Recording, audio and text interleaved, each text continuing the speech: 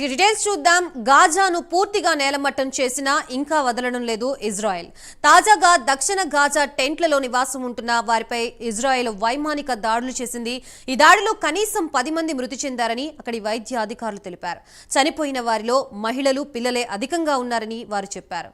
అల్ మవాసి ప్రాంతంలో నివాసాలుగా కోల్పోయి గూడారాల్లో తలదాచుకున్న వారిపై ఇజ్రాయెల్ వైమానిక దాడులు చేసిందని, వారిలో 10 మంది చనిపోగా 15 మంది గాయపడ్డారు. అయితే ఇజ్రాయెల్ మిలిటరీ మాత్రం దీనిపై తక్షణమే స్పందించలేదు. ఇజ్రాయెల్ వైమానిక దాడుల్లో Gaza police department director general Mohammed సలాహ్తో పాటు ఆయన సహచరుడు హుసామ్ షావాన్ కూడా చనిపోయిన వారిలో ఉన్నారని హమాస్ నిర్వహిస్తున్న అల్ అక్సా టీవీ ఈ విషయం తెలిపింది.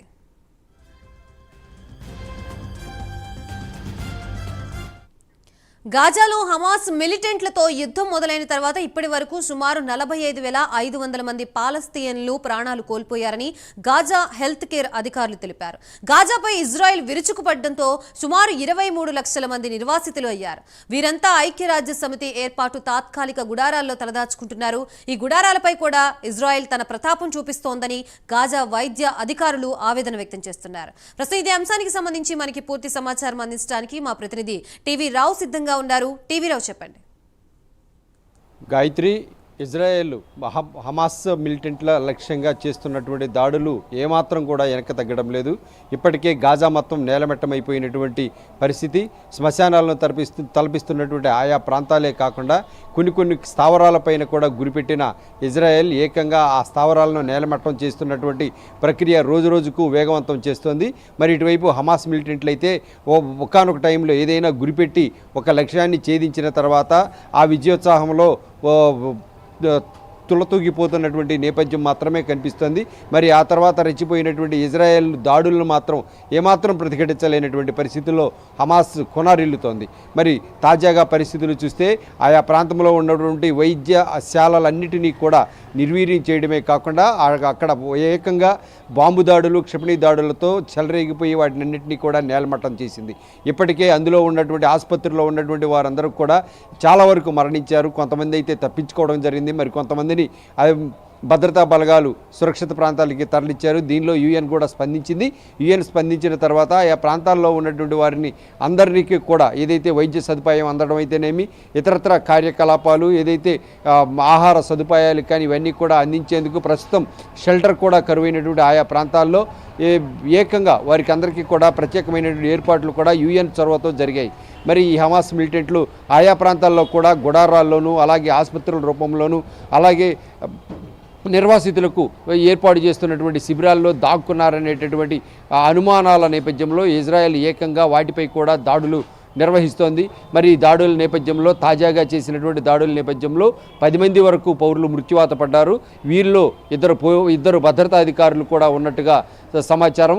దీనికి సంబంధించి ఇజ్రాయెల్ అయితే ఎటువంటి ప్రకటన చేయకపోయినా హమాస్లు మాత్రం దీనిపై పెద్ద ఎత్తున ఆందోళన వ్యక్తం చేస్తున్నటువంటి పరిస్థితి. మరి అంతేకాకుండా పౌర సమాజం కూడా ఇజ్రాయెల్ దాడులను సీరియస్గానే తీసుకుంటోంది. ఏదైతే హమాస్లను లక్ష్యంగా చేసుకొని మిలిటెంట్లపై దాడులు చేసేటటువంటి క్రమంలో సాధారణ పౌరులు, అమాయకులు ప్రాణాలు కోల్పోతున్నా కూడా కనికరం లేకుండా ఇజ్రాయెల్ వ్యవహరిస్తుందని ఇక్కడ పౌర సమాజం తీవ్రంగా నిరసిస్తున్నటువంటి పరిస్థితి. మరి అంతేకాకుండా ఇక్కడ ఉన్నటువంటి బలగాలు కూడా సరైనటువంటి వెసులుబాట్లు, సదుపాయాలు కల్పించకుండా పౌర సమాజాన్ని ఇబ్బందులకు గురి చేస్తున్నారు. ఏదైతే ఆధిపత్య ధోరణితో ఇరు దేశాల మధ్య జరుగుతున్నటువంటి ఈ పోరు కాస్త ప్రజల జీవన ప్రమాణాలపైన, ప్రజల జీవితాలపైన పడడంతో పాటు ప్రజల జీవితాలు ప్రస్తుతం దుర్భర పరిస్థితుల్లో ఉన్నాయి. బయటకు వచ్చి తలదాచుకునేటువంటి పరిస్థితి లేదు.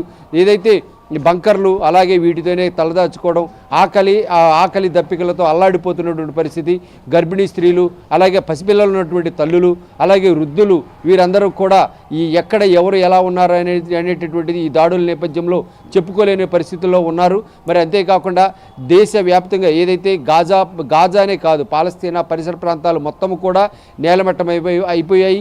కీలక స్థావరాలపై గురిపెట్టినటువంటి ఇజ్రాయెల్ చాలా ప్రతీకార దాడులు నిర్వహించింది ఇప్పటికే.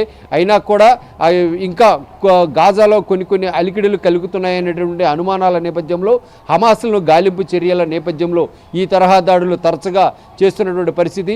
అంతేకాకుండా విద్యాలయాలపై కూడా కన్నేసినటువంటి ఇజ్రాయెల్ ఏకంగా విద్యా వ్యవస్థలను, సంస్థలను కూడా పూర్తిగా నేలమట్టం చేస్తోంది. మరి ఈ నేపథ్యంలో చూస్తే పాలస్తీనా వ్యాప్తంగా సమస్య మరింత జటిలమవుతుంది. మరి దీనిపై యుఎన్ కూడా వెంటనే స్పందించిన నేపథ్యంలో ఆయా ప్రాంతాల్లో ఫస్ట్ ఎయిడ్ సెంటర్స్ కానీ అదే వైద్య సదుపాయాలకు సంబంధించిన ఏర్పాట్లు కానీ ఏర్పాటు చేసినా కూడా అందులోనే హమాస్లు ఉన్నారనేటటువంటి అనుమానాలతో ఇజ్రాయెల్ తరచుగా రెచ్చిపోవడాన్ని ఇక్కడ యుఎన్ కూడా దీనిపై తీవ్రంగా నిరసిస్తున్నటువంటి పరిస్థితి. ఇజ్రాయెల్కి కూడా హెచ్చరికలు జారీ చేస్తుంది. తరచుగా ఇటు యుఎన్ ఏర్పాటు చేసినటువంటి శరణార్థి శిబిరాలపై కూడా దాడులు చేస్తే కనుక ఖచ్చితంగా మూల్యం చెల్లించుకుంటారని ఇజ్రాయెల్కు యుఎన్ హెచ్చరికలు జారీ చేసినటువంటి వైనం ఇప్పుడు తాజాగా ఇరు దేశాల మధ్య జరుగుతున్నటువంటి యుద్ధ వాతావరణంలో తలెత్తుతున్న పరిణామాలను మనం ఇలా చెప్పుకోవాల్సి వస్తోంది. గాయత్రి. Right, thank you టీవీరా.